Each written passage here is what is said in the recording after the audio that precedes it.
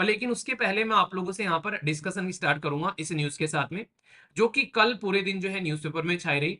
पाकिस्तान के द्वारा जो भारत का पोर्शन, जिसको आप लोग पाक ऑक्युपाइड एरिया बोलते हो, उसमें जबरदस्त तरीके के प्रोटेस्ट चल रहे हैं। किसी इंसान का भीड़ के द्वारा मारा जाना, इसको कहते हैं मोब लिंचिंग। अब बोल दिया है कि एनडीए अगर पावर में रिटर्न आती है तो भाई साहब पीओके को हम लोग वापस लेंगे। ये बोल चुके हैं कि पीओके को वापस लेने के लिए हम लोगों को आर्मी की जरूरत पड़ेगी नहीं। ये हमारे देश का क्राउन बोल सकते हो, हमारे देश का ताज है। यहाँ पर आप लोगों को देखने को मिलेगा पाक ऑक्युपाइड कश्मीर, जो कि आज की डेट में पाकिस्तान के कंट्रोल में है। और ये है हमारे वाला कश्मीर, जो कि आज की डेट में शानदार तरीके से डेवलपमेंट की ओर बढ़ता हुआ नजर आ रहा है और काफी शानदार डेवलपमेंट यहाँ पर हो रहे हैं। ऐसी चीज कि हमारा न्यूज को ही स्टार्ट करते हैं। न्यूज तो बहुत सारी है, डिस्कशन कुछ ज्यादा ही जबरदस्त रहने वाला है, तो इसलिए थोड़ा सा पेटी बांध लेना। पर लेकिन उसके पहले मैं आप लोगों से यहाँ पर डिस्कशन स्टार्ट करूंगा इस न्यूज के साथ में, जो कि कल पूरे दिन जो है न्यूज़पेपर में छाई रही। पाकिस्तान के द्वारा जो भारत का पोर्शन, जिसको आप लोग पाक ऑक्युपाइड एरिया बोलते हो, उसमें जबरदस्त तरीके के प्रोटेस्ट चल रहे हैं। प्रोटेस्ट इतने चल रहे हैं कि वहां पर एक कोप यानी कि उनका जो पुलिस ऑफिसर था, उसको लिंचिंग कर दिया गया। ये यहाँ पर आप लोग देख रहे हैं, इस इंसान को जो है, ये इनका पुलिस ऑफिसर है, यहाँ पर इनको भगा भगा कर मारा गया और पीट पीट कर इस इंसान की जो है वो जान ले ली। किसी इंसान का भीड़ के द्वारा मारा जाना, इसको कहते हैं मोब लिंचिंग। यहाँ पर आप लोगों ने देखा होगा, आप लोगों ने थंबनेल पर कोप लिंच लिखा हुआ है, तो इसका मतलब है कि इसको यहाँ पर मारा गया भीड़ के द्वारा। ये इतने तकड़े लेवल पर यहाँ पर प्रोटेस्ट चल रहे हैं और इसी का फायदा उठाते हुए हमारे देश में इलेक्शन चल रहे हैं, तो यहाँ पर अमित शाह जी ने भी जो है, वो नहीं कहते हैं, सीधा छक्का मार दिया गेंद के ऊपर में। ये काफी इंटरेस्टिंग लगा मुझे। वहां पर आग बुबल रही है और यहाँ पर इन्होंने साफ साफ बोल दिया है कि एनडीए अगर पावर में रिटर्न आती है तो भाई साहब पीओके को हम लोग वापस लेंगे। और इसके ऊपर ऑलरेडी हमारे देश के जो डिफेंस मिनिस्टर हैं, वो भी इसके ऊपर बयान दे चुके हैं। वो ये बोल चुके हैं कि पीओके को वापस लेने के लिए हम लोगों को आर्मी की जरूरत पड़ेगी नहीं। यानी कि आप लोग किस तरीके से इसको देख सकते हैं, मैं पूरा सिनेरियो आप लोगों को बताता हूँ। ये आप लोग यहाँ पर मैप देखिएगा, ये पर्टिकुलर एक ऐसा मैप है जो कि आज की डेट की पूरी सिचुएशन आप लोगों को दर्शाता है। ये हमारे देश का क्राउन बोल सकते हो, हमारे देश का ताज है। यहाँ पर आप लोगों को देखने को मिलेगा पाक ऑक्युपाइड कश्मीर, जो कि आज की डेट में पाकिस्तान के कंट्रोल में है। और ये है हमारे वाला कश्मीर, जो कि आज की डेट में शानदार तरीके से डेवलपमेंट की ओर बढ़ता हुआ नजर आ रहा है और काफी शानदार डेवलपमेंट यहाँ पर हो रहे हैं। पाकिस्तान का जो कश्मीर है, यहाँ पे सबसे बड़ी दिक्कत क्या है कि इनके साथ में जो आज की डेट में पाकिस्तानी आर्मी जो है वो दोहरा व्यवहार करती है। और ये मैं नहीं बोल रहा हूँ, ये प्रोटेस्ट में बकायदा नारे लगाए गए हैं और ये बोला जा रहा है कि हमारे साथ में गलत ट्रीटमेंट हो रहा है।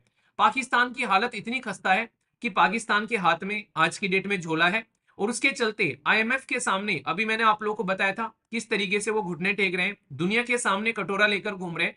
आप लोगों को मैंने ये भी बताया था कि दुनिया में कितने देश को आज की डेट में चाइना ने लोन दे रखा है और उसमें पाकिस्तान जो है वो कितना कर्जे में आज की डेट में दबा हुआ है।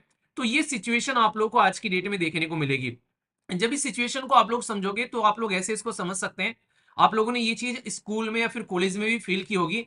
एक इंसान ऐसा है जो कि काफी अमीर लड़का है, माँ बाप जो है वो काफी अमीर है, और एक इंसान ऐसा है कि वो जैसे तैसे गुजारा कर रहा है, भाई साहब अपना उधारी मांगता रहता है 24 घंटे की, यार मुझे उधारी दे दे, ये जरूरत है वो जरूरत है, मतलब कुछ भी उसके पास में नहीं है, बस उधारी की जिंदगी जीता है।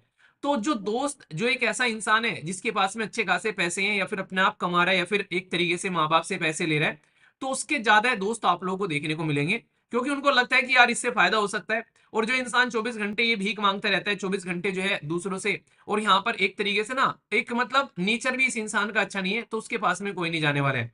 तो यहाँ पर पाकिस्तान की वही हालत हो रखी है। एक साइड में जम्मू एंड कश्मीर, जो कि हमारे वाला पोर्शन जो आप लोगों को देखने को मिल रहा है, हालांकि दोनों हमारे ही वाले हैं, ठीक है। तो यहाँ पर आप लोगों को देखने को मिलेगा एजुकेशन को लेकर डेवलपमेंट हो रहा है, इंफ्रास्ट्रक्चर यहाँ पर डेवलप की जा रही है, इंप्लॉयमेंट जनरेट करने के लिए यहाँ पर गवर्नमेंट काफी सारी स्कीम चला रही है। इवन गर्ल्स के लिए अलग से यहाँ पर इंपावर करने के लिए स्कीम चला रही है। सिक्योरिटी के नाम पर यहाँ पर लॉ एंड ऑर्डर को मेंटेन करने के लिए आर्टिकल 370 जो है उसमें अभी आप लोगों ने देखा उसमें चेंज किया गया। तो पूरा लॉ एंड ऑर्डर को मेंटेन करने की रेस्पॉन्सिबिलिटी जो है वो हमारे देश की सेंटर या फिर बोलो तो यूनियन गवर्नमेंट के हाथ में आ गई, और उन्होंने बखूबी इसको मैनेज भी किया है। ये काफी एक अच्छी अप्रिशिएट कर सकते हो आप लोग आज के डेट में यूनियन गवर्नमेंट ने जिस तरीके से जम्मू एंड कश्मीर की सिचुएशन को हैंडल किया है। ये एक नॉर्मल सिचुएशन नहीं थी। सोच के देखो कि 70 साल से चली हुई आ रही एक समस्या का समाधान किया है और हमारे देश के जम्मू एंड कश्मीर वाले रीजन को पूरे देश के अंदर में इंटीग्रेट किया है। ये आसान काम नहीं था। मैं आप लोगों से रिक्वेस्ट करूंगा कि आर्टिकल 370 मूवी आप लोग जरूर देखिएगा। आप लोगों को उस मूवी से पता चलेगा कि यहाँ पर बिना कोई किसी भी नॉर्मल जनता की जान जाए हुए आर्टिकल 370 को कितने बेहतरीन तरीके से यहाँ पर एक बेसिक तरीके से यहाँ पर कन्वर्ट किया गया है। तो यहाँ पर आज की डेट में आप लोग सरकार को इस स्टेप के लिए अप्रिशिएट कर सकते हो, एक ऐसी चीज कि हमारा देश एक पूर्ण फील कर रहा है। तो यहाँ पर अभी जब ये बोला जा रहा है कि आने वाले टाइम में पाक ऑक्युपाइड एरिया भी हमारा होगा, और डिफेंस मिनिस्टर के द्वारा जब ये बोला गया कि यहाँ पर हम लोगों को आर्मी ले जाने की जरूरत नहीं पड़ेगी, तो इस पर कई सारे लोगों ने सवाल उठाया कि ये कैसी बात है, बिना आर्मी के हम लोग पाक ऑक्युपाइड कश्मीर को कैसे अपने कंट्रोल में लेंगे। तो उसका उदाहरण है आप लोगों के सामने यहाँ पर जो प्रोटेस्ट आज की डेट में चल रहे हैं। आज की डेट में पाक ऑक्युपाइड एरिया में और दूसरे एरिया में पाकिस्तान के, पता है क्या हो रहा है? मतलब इतनी बुरी कंडीशन चल रही है, लोगों को टैक्स के नीचे दाबने की कोशिश की जा रही है, क्योंकि खुद तो पैसे ही नहीं है, आईएमएफ के सामने कटोरा लिए बैठे हैं, तो लोगों को वहां पर इंप्लॉयमेंट मिल नहीं रहा है। एक साइड में सोचो बच्चों को एजुकेशन नहीं मिल रही है, वहां पर लोगों को रोजगार नहीं मिल रहा है, खाने पीने की सामान जो है वो इतना महंगा है जिसकी कुछ हद नहीं है, इन्फ्लेशन अगर बढ़ गया है, तो कौन वहां पर रहना चाहेगा, आप लोग ये बता दो। और अगर वो प्रोटेस्ट कर रहे हैं तो भाई साहब उनके सर पर लाकर आर्मी नचा दी, जैसे इन्होंने पास्ट में बांग्लादेश के साथ में किया था।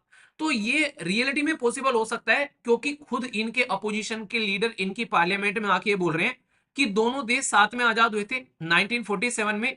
एक देश है कि दुनिया में सबसे बड़ी इकोनॉमी बनने की कगार पर है, और दूसरा देश आज की डेट में ऐसा है, अगर देखोगे वहां पर वो कटोरा लेकर घूम रहा है। ये खुद मैं नहीं बोल रहा हूं, ये इनकी खुद के देश के लोग जो है, इनके जो पार्लियामेंट में इनके अपोजिशन के जो लीडर हैं वो यहां पर बोल रहे हैं।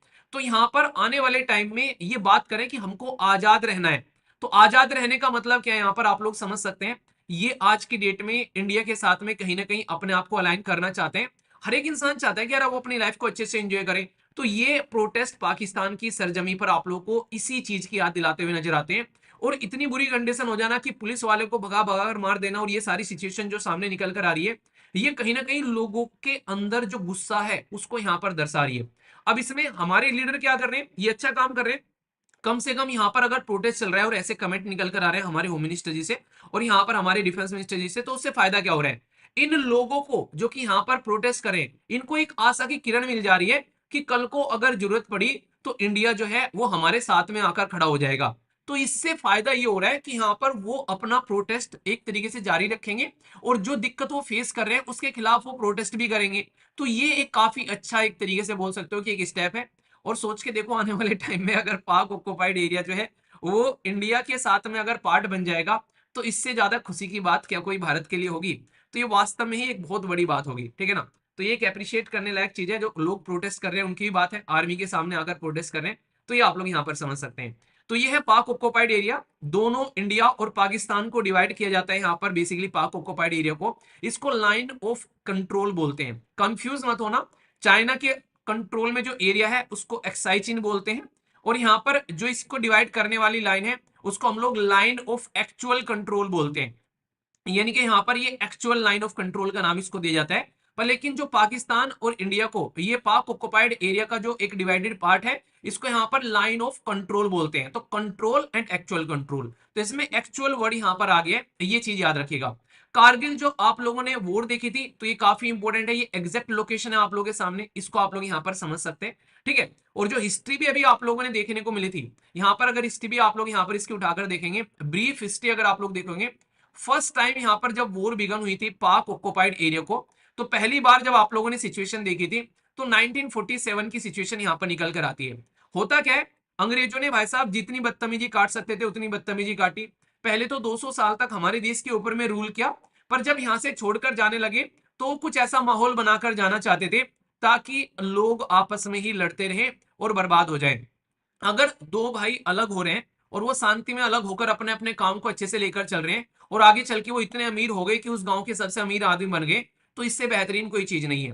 पर लेकिन 99% केसेस में क्या होता है, अगर गांव में भी कोई दो भाई अलग हो रहे हैं तो वो हमेशा एक दूसरे से चिढ़ते रहते हैं, एक दूसरे की टांग खींचते रहते हैं, और इसी को देख देख कर लोग जो है वो मजा लेते रहते हैं। और इससे फायदा क्या होता है कि ये कभी भी आगे नहीं बढ़ पाएंगे, दूसरे लोग जो है वो इंजॉय करेंगे, उनके लिए एंटरटेनमेंट बन गए।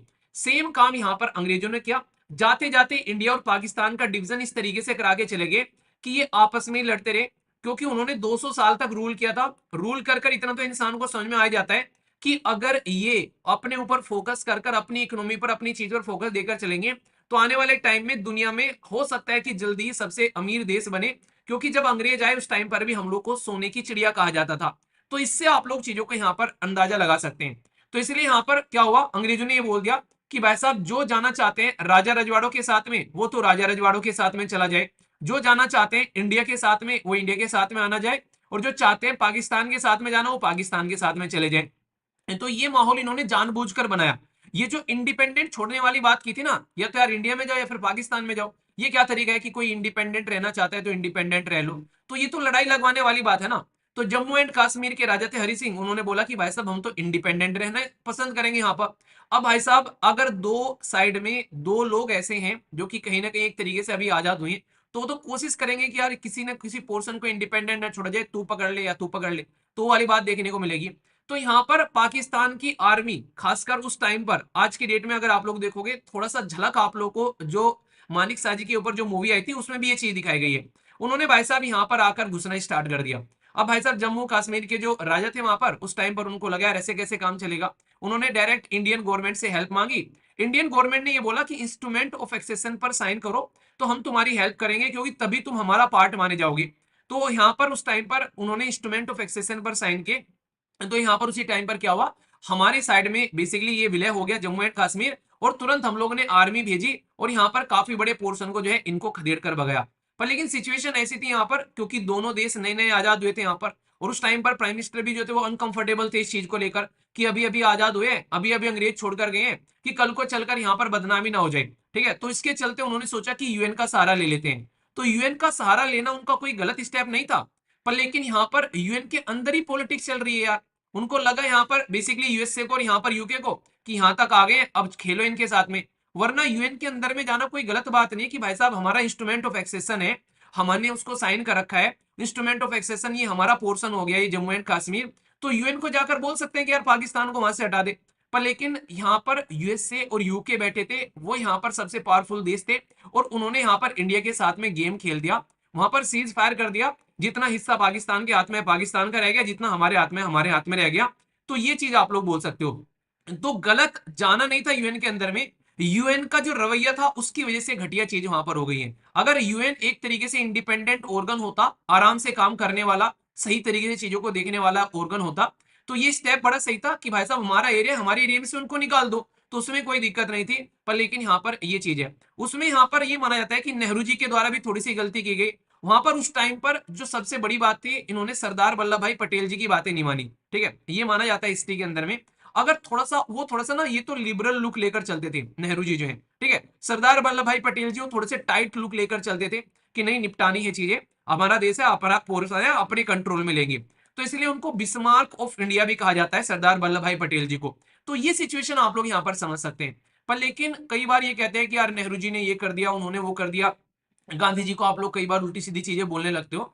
आज की डेट में, आज की सिचुएशन के हिसाब से बैठकर ये बातें करना बड़ा आसान लगता है। उस टाइम पर सिचुएशन में कोई होगा तो उसको पता चलेगा। समझने के लिए ऐसे समझो कि कोई, अगर आप लोग पेपर देकर आए, अपना अपना एग्जाम देकर आए प्रीलिम्स का, और बाहर किसी ने देखा कि पेपर दिखाना, भाई अरे कितना आसान पेपर आ रखा है, वहां पर एग्जामिनेशन हॉल में जाकर बैठकर बताता आसान पेपर आ रखा है। जब क्वेश्चन समझ में नहीं आते हैं, ऊपर से निकल कर जाते हैं, घड़ी टक टक चलती रहती है, लगता है कि क्वेश्चन सोल्व नहीं हो रहा है, माथे पर पसीने आने स्टार्ट होते हैं, दिल की धड़कन बढ़ना स्टार्ट हो जाती है, लगता है कि एक साल फिर से बर्बाद हो गया। उस टाइम पर बैठ के बताना कि क्वेश्चन आसान है, कंफर्टेबल जोन में बैठ के तो कोई भी बोल देगा क्वेश्चन आसान है।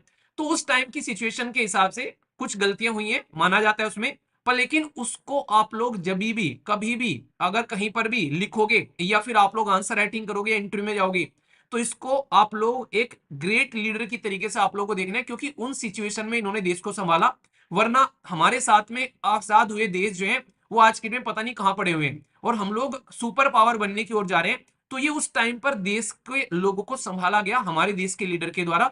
तो ये बहुत बड़ी बात है, एक मैच्योर लीडरशिप हमारे देश को मिली।